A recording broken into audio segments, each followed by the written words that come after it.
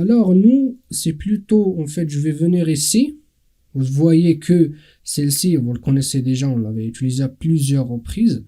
C'est l'instanciation du conteneur.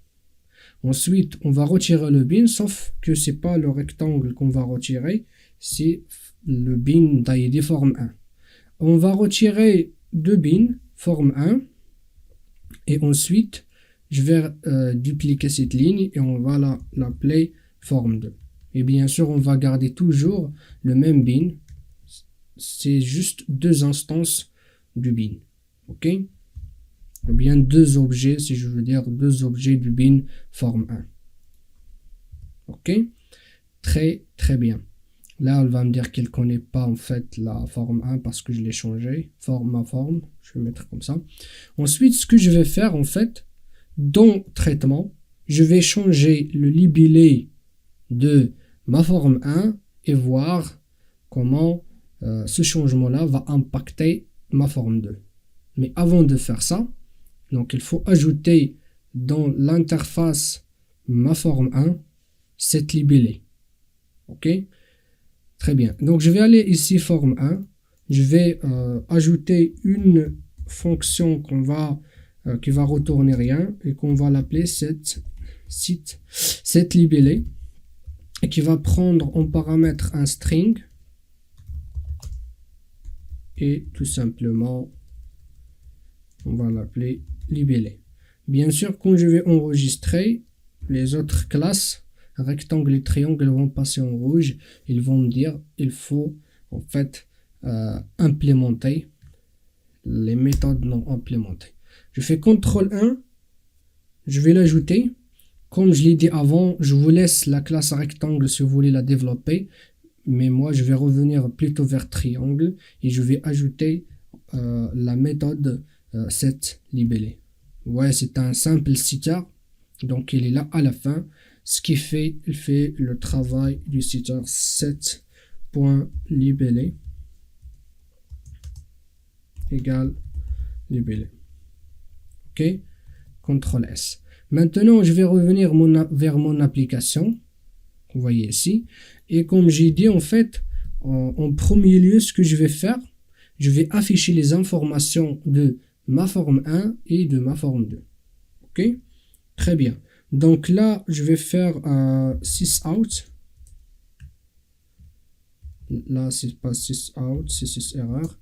6 out. Et là, je vais faire les informations de forme 1.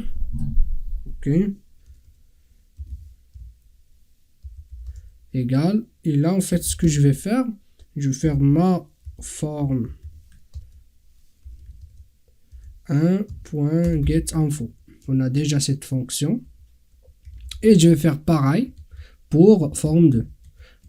Pourquoi on fait ça? Parce que j'aimerais bien afficher les informations avant de les modifier pour voir est-ce qu'il y a eu un changement ou non.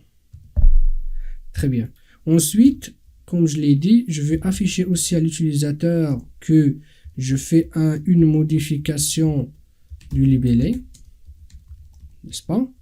Comme ça, en fait, on va garder une traçabilité de nos opérations.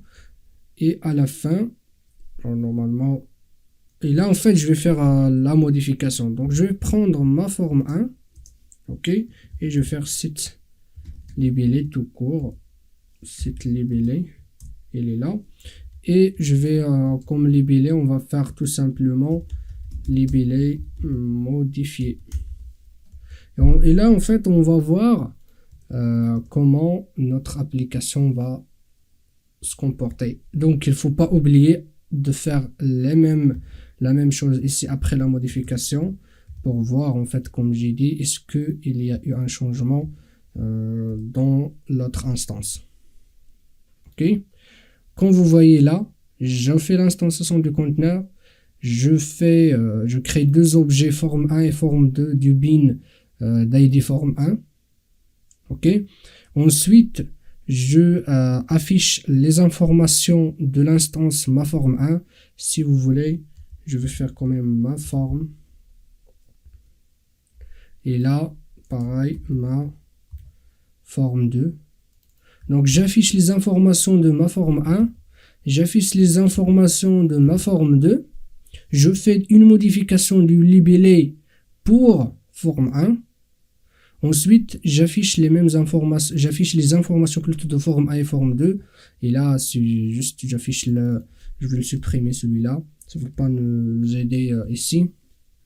Et voilà mon application. J'enregistre. Il me reste qu'à exécuter l'application. Donc, je vais faire clic droit. Run as Java Application. Voilà. Comme vous voyez ici, les informations de ma forme 1 égale, en fait, libellé égale triangle 1, coordonnées, on a les coordonnées. Forme 2, ok, on a le même libellé. Pourquoi? Parce qu'en fait, ça, c'était injecté en utilisant notre fichier de propriété. Ok.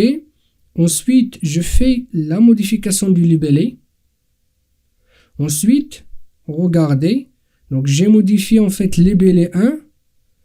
Ok, c'est pas grave. Donc, libellé égale libellé modifié, comme vous voyez ici. Mais pourquoi, pour ma forme 2, j'ai libellé égale libellé modifié? Mais pourtant, moi, j'ai pas modifié ma forme 2.